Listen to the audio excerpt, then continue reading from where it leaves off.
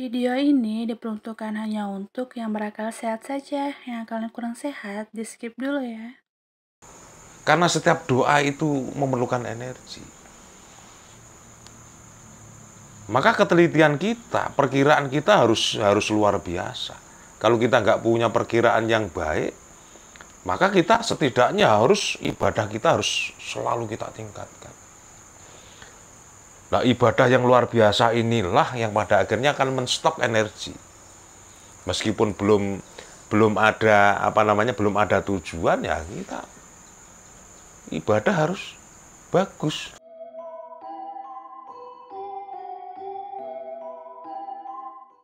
Ini ada yang saya mau tanyakan tentang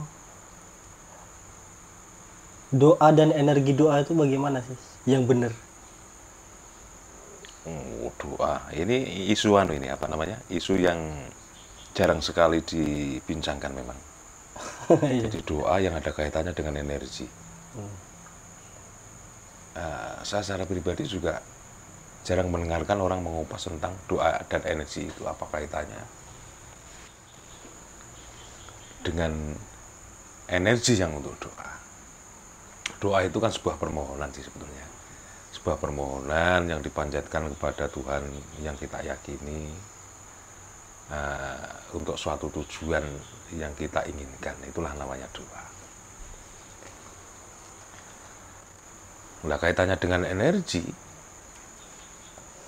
apakah ada kaitannya energi yang terkait dengan doa yang kita panjatkan? Nah, sebetulnya sangat amat erat sekali. Karena doa tanpa energi ya tidak akan jauh kemana larinya. Yang sama ketika kita itu ingin menuju suatu tempat.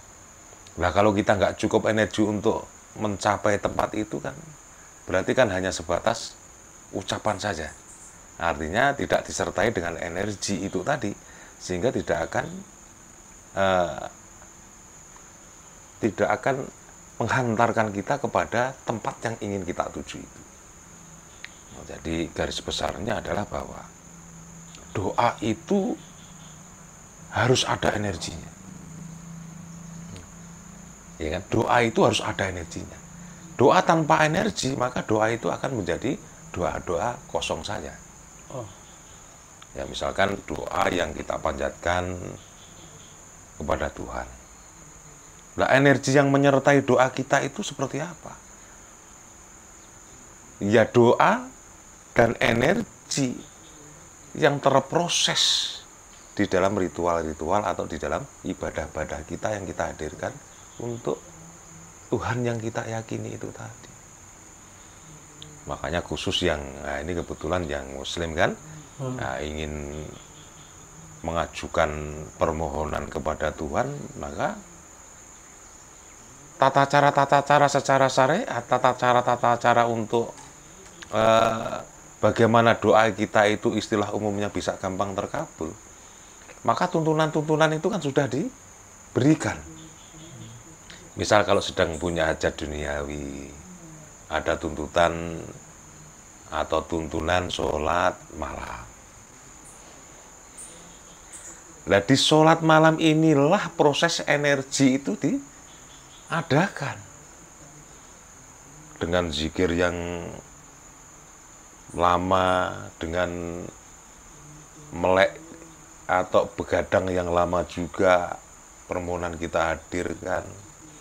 Dan tentu sebetulnya juga dengan pengetahuan-pengetahuan yang lain, sehingga doa kita itu cukup energinya untuk bisa wujud atau untuk bisa dikabulkan oleh Tuhan. Ketika energi kita itu cukup di dalam doa kita.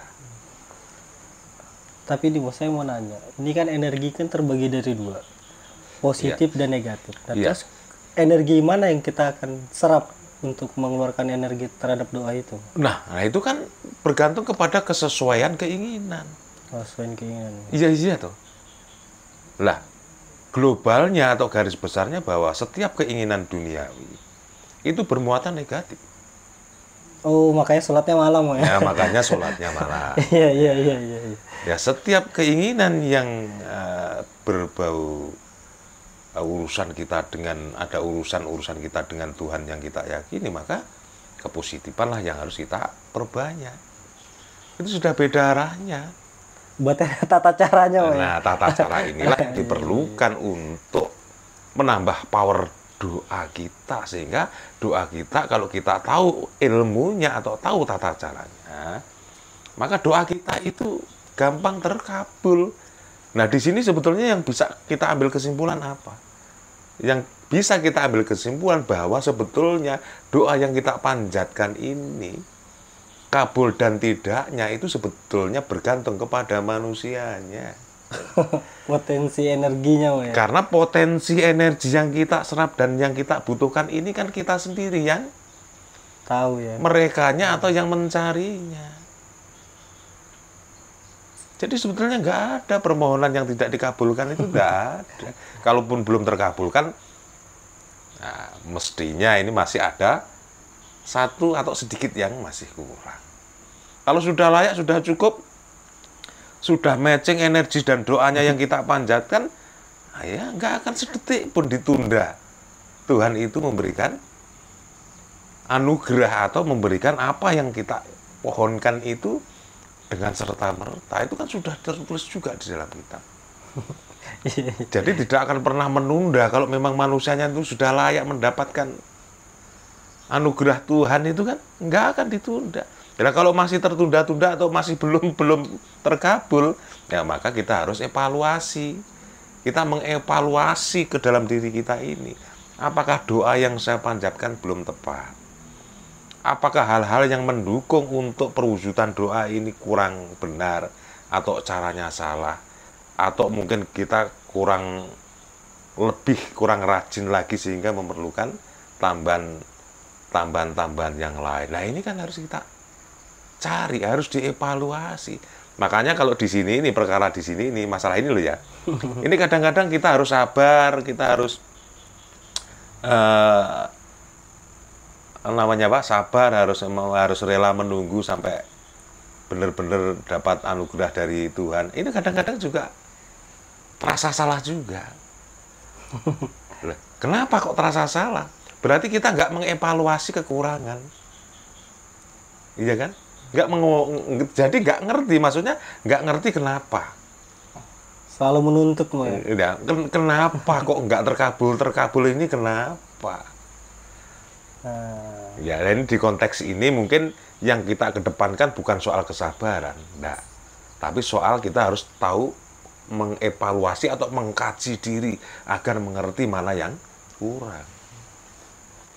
Nah, kalau sabar terus sabar, mungkin belum waktunya sabar, belum waktunya. Ya karena akhirnya kan nggak ngerti apa sebetulnya yang masih kurang. Jadi bukan berarti ya saya menyampaikan soal sabar, tidak, tapi lebih cenderung ayolah, nah, ketika kita permohonan kita belum terkabul, ya dikaji, dievaluasi. Itu kalau memang benar-benar kita mau mengkaji dan menelitinya, evaluasi kita pada akhirnya, oh mungkin kurang lama duduk saya, oh mungkin kurang rajin, nah, mungkin lagi harus ditambahi puasa sehingga energi yang saya dapatkan untuk terkabulnya doa ini bisa lebih cepat. Nah, ini evaluasinya ini yang paling penting. Nah, tentu kesabaran itu juga perlu juga. Artinya kita melakukan sesuatu dengan sabar. Kalau soal ikhlas sih jangan berbincang masalah ikhlas dulu, karena doa itu permohonan pasti ada pamrih. Iya kan? Iya. Ikhlasnya di mana? Nggak ada. Karena kebutuhan kita. Nah, iya kan, kita mengajukan proposal itu ada poin-poinnya yang diajukan, kok ikhlas bagaimana? Nah, Itu beda konteks atau beda perbincangan, sudah beda tema sudah kalau sudah. Terus bagaimana kalau kita mendoakan orang lain? Sedangkan energi kita misalnya tidak cukup untuk nyampe ke sana. Pada bakunya setiap doa itu memang memerlukan energi. Jadi entah untuk diri kita sendiri atau untuk orang lain, itu tetap memakai energi. Ya, kalau untuk diri kita sendiri ya untuk mewujudkan keinginan kita. Kalau untuk orang lain ya energi itu terkeluar yang menyertai doa kita itu ya untuk orang lain.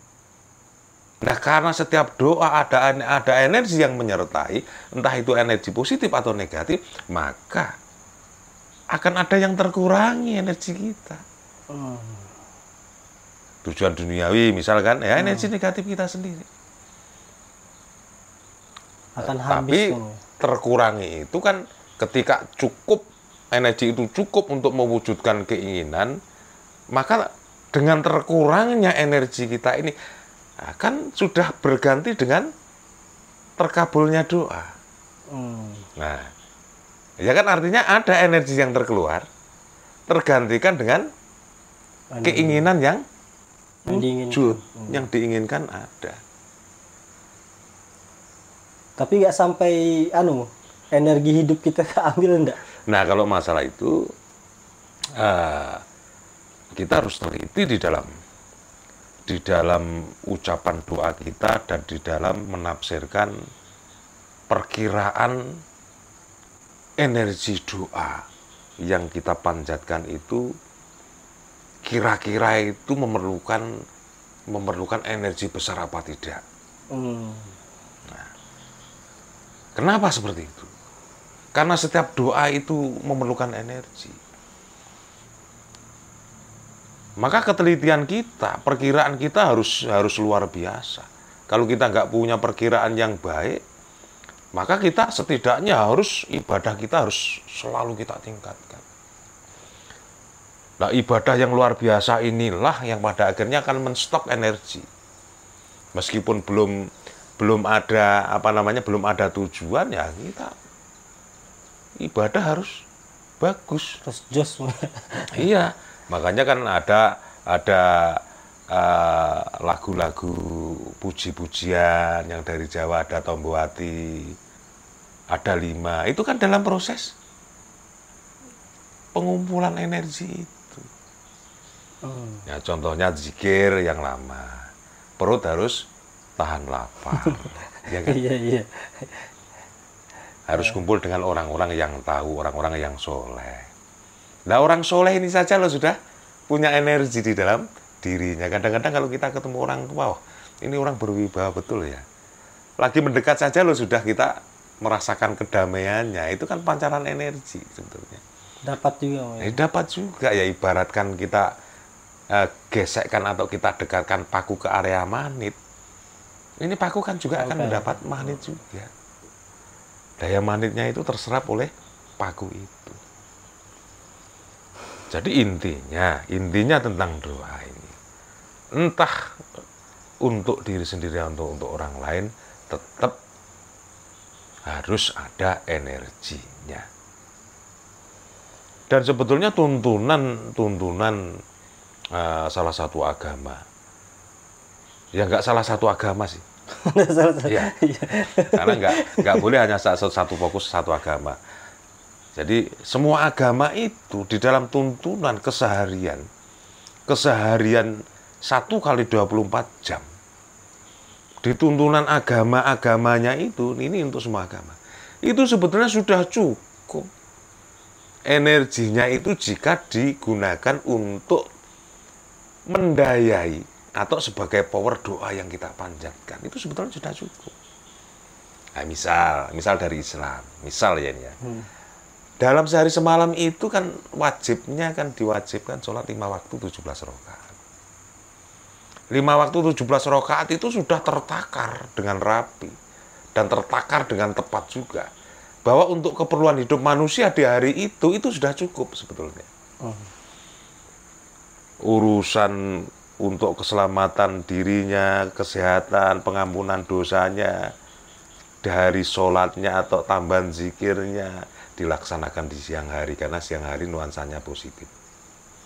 Untuk urusan duniawinya diambilkan di waktu malam. Makanya sholat hajat pun dianjurkan di waktu malam.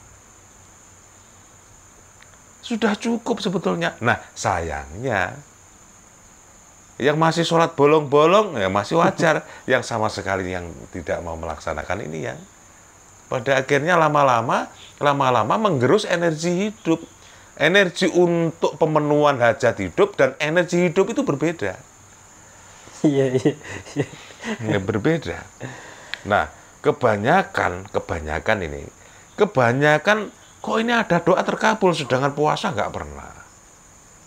Sedangkan ibadah juga jarang-jarang, kok malah terkabul. Tanpa disadari, dia bukan dari energi dari ibadahnya, bukan. Atau bukan dari energi dari ritualnya, bukan. Tapi yang tergerus adalah energi hidupnya.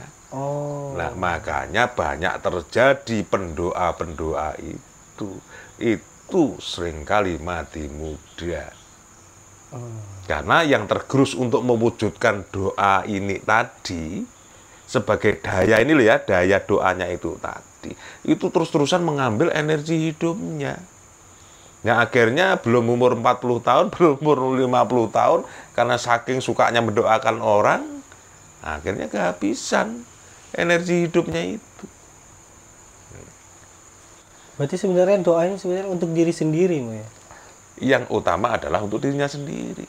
Bukankah setiap manusia itu juga punya jatah atau punya keistimewaan di mata Tuhannya sendiri-sendiri? Jadi artinya keutamaan doa itu sebetulnya ya untuk diri kita sendiri sebetulnya. Kalaupun mendoakan orang lain itu kan hanya tambahan saja kepedulian kita terhadap sesama manusia. Dan pada dasarnya manusia yang kita doakan itu misalkan mau berdoa sendiri dan cukup energinya juga akan bisa terkabulkan juga. Nah, manusia kan punya otoritas sendiri kan. Manusia ini kan ibarat satu pemerintah kan. Satu tatanan kepemerintahan yang sudah sempurna sebetulnya. Berarti harus sadar diri loh, ya. Ya, termasuk itu ya, jangan sampai kita itu menggantungkan diri kita terhadap orang lain untuk mendoakan diri kita. Malah kalau salah pada akhirnya masuk ke ranahnya syirik kan. Misalkan minta tolong ke orang-orang pintar bermisalan. Nah, ini kan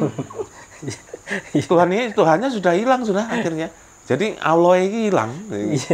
Kalau kita punya Tuhan sendiri kok kita nggak percaya dengan diri kita sendiri, dan Tuhan kita sendiri malah mempercayakan permasalahan kita atau mempermasalahkan hajat kita, menyerahkan hajat kita kepada orang lain. Ini kan kalau kita pikir-pikir ini kan salah pada akhirnya. Nah, terus bagaimana kalau orang yang bersedekah? Orang yang bersedekah kita kasih, terus dia mendoakan kita. Masing-masing ada yang terkurangi. Masing-masing. Masing-masing. Loh, kok bisa ada yang terkurangi? Dan masing-masing ada yang tertambahin. Ya, contohnya begini. Kamu punya rezeki. Tak sedekahkan 100.000 atau 200.000 ke orang yang membutuhkan. Karena rasa terima kasihnya dia akan berdoa. Nah, semoga yang ngasih uang saya ini 200.000 misalkan dipanjangkan umurnya, dilonggarkan rezekinya. Nah, ini energi dia sendiri ini yang urusan untuk panjang umur dan rezeki yang banyak itu akan terkurangi untuk yang menolong. Yang terkurangi di dalam dirimu apa? Ya rezeki yang kamu berikan itu tadi kan. Tapi didoakan dia akan kembali lagi, Mas. Iya, akan kembali lagi. Tersiklus kembali, Mas. Iya, jadi kan cuma seperti itu saja sebetulnya. Makanya ada tuntunan memperkuat tali silaturahmi. Kalau ketemu temannya itu, wah apa kabar? Mudah-mudahan panjang umur. Ya, ini kan tanpa disadari kan. Besok kita ketemu lagi, saling mendoakan. Budaya mendoakan itu seringkali ditegaskan. Ya, ketika mendoakan memang terkurangi kan. Tapi ketika didoakan kembali bagaimana? Kembali lagi, bisa kembali lebih banyak. Apalagi ketika berdoa itu dengan suasana hati yang ikhlas, dengan suasana hati yang luar biasa kenyamanannya, maka bisa membuat sesuatu yang lebih daripada yang kita keluarkan yang berupa energi doa itu. Ini saya mau nanya, tapi sedikit takut juga sebenarnya nanya, tapi nggak apalah. Tentang ini, bagaimana kalau kita berdoa di asta misalnya? Di apa? Asta atau kuburan. Oh, di kuburan. Nah, tapi tempatnya para wali gitu, para ulama gitu. Iya, sebetulnya tidak ada masalah juga. Nggak ada masalah. Ya, karena setiap apa yang kita kerjakan itu kan bergantung kepada niat kita. Lah, Kalau di makamnya wali permisalan, di situ kan ada energi yang tertinggal. Ada energi yang tertinggal, energi yang dari mana? Ketika manusianya masih hidup, jadi pengertian dasar. Ketika manusianya masih hidup, yang diajak tirakat, yang diajak puasa, yang diajak beribadah itu siapa sih? Yang diajak dan yang dipakai beribadah, yang diajak dan dipakai untuk puasa tirakat itu jasad kita ini loh. Jasad kita ini loh. Lah ketika manusianya meninggal dunia, maka kekuatan hasil daripada tirakat yang tersisa itu tetap di dalam jasad itu sendiri. Nah, misalkan begini, terus jasad itu ditanam atau dikuburkan di situ. Maka energi dari hasil puasa, hasil tirakat, hasil ibadah orang yang sudah meninggal ini ya tidak kemana-mana. Tetap ada di mana mayatnya itu dikubur. Oh, tersimpan di situ. Tersimpan di situ. Makanya kadangkala makam-makamnya orang-orang hebat ketika masih hidupnya, loh kok ini kok kelihatan bersinar, kelihatan ada cahaya. Dan rame. Nah, seperti itu kan. Nah, ini indikasinya memang dulu ketika manusianya hidup, nah itu suka beribadah, suka berpuasa juga. Nah, tadi ya, sudah saya sampaikan ibarat magnet. Karena di situ ada medan magnet, nah kita ibaratkan pakunya, kita mendekat ke situ kan, biar ikutan dapat energi yang seperti yang magnet yang kita dekati itu. Nah, apakah boleh lah kalau niatnya baik ya kenapa tidak?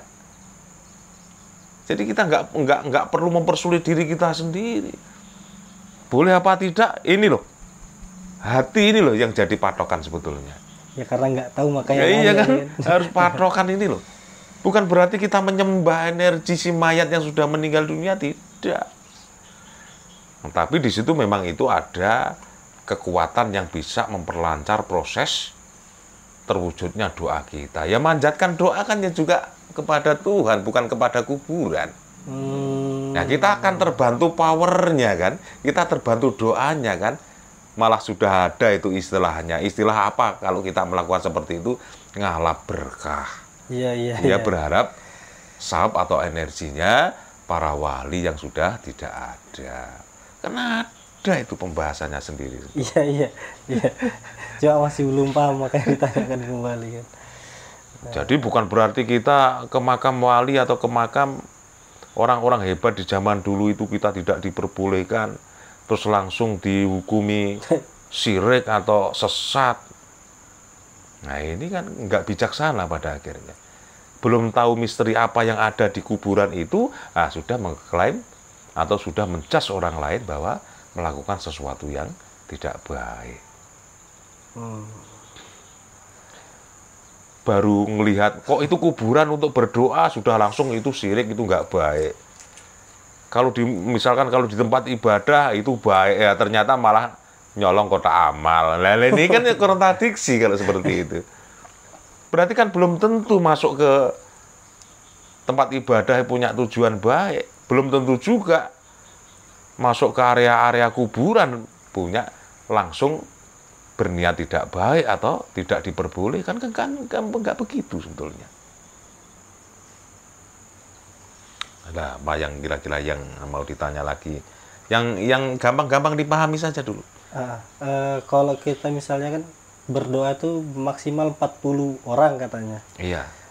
Agar doanya terijabah. Itu bagaimana itu penjelasannya? Iya, kalau soal 40 orang itu kan ibarat senter itu semakin banyak di paralel kekuatan atau baterainya kan semakin terang sinarnya dan semakin jauh jangkauannya sih sebetulnya. Oh, itu tujuannya. Nah, jadi kaidahnya kan seperti itu. Makanya berdoa pun, bersolat pun dianjurkan berjamaah. Nah, dan misteri tentang 40, angka 40 itu mungkin di kesempatan yang lain karena ini berkaitan dengan masing-masing yang tergabung di dalam 40 itu. Tapi yang jelas ketika kita melakukan rame-rame atau berjamaah, apa yang kita inginkan ini akan gampang terwujud. Wong sholat diajarkan berjamaah kok ya kan. Berarti biar terparalel atau terserikan energi untuk daya doa-doa yang ada di dalam jamaah itu. Nah, kalau untuk orang yang doa, terus kita cuma hanya amin, itu bagaimana? Tetap sama. Tetap sama. Sama. Soalnya amin itu kan juga doa. Wah, amin itu doa juga. Wong artinya amin itu semoga terkabul. Atau semoga dikabulkan. Berarti amin itu kan doa juga. Karena ada harapan di sana. Harapan ini juga mengeluarkan energi juga. Iya. Nah, urusan doa yang paling dasar pengertian yang ada kaitannya dengan energi cukup di sini dulu, mungkin di kesempatan lain lah ya kita lebih mendetailkan lagi tentang energi dan doa, sehingga bagaimana doa kita ini gampang terwujud atau cepat sekali seperti harapan kita, itu ada tata cara atau ada ilmunya yang ada kaitannya dengan doa dan energi yang harus kita siapkan di dalam mewujudkan doa-doa yang kita panjatkan. Ya, mudah-mudahan obrolan kita ini bermanfaat, tidak ada niat yang tidak baik. Nah, satu tujuan yaitu agar obrolan ini bisa bermanfaat bagi kita yang hadir di sini dan bisa bermanfaat bagi orang lain. Amin.